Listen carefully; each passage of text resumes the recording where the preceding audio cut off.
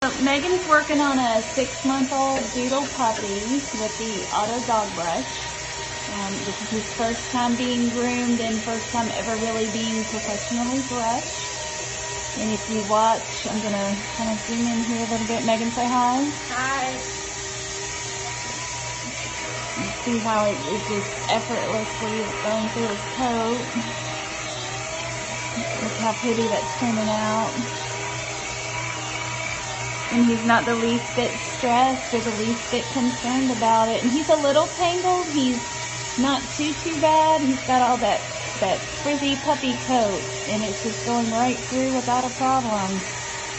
And it's really honestly not taking any longer than what it would take us with our other brushes and things, and actually it's probably a lot quicker than doing our brushes and other things, and much better on our bodies as a whole. So DP Auto Brush, everybody check it out.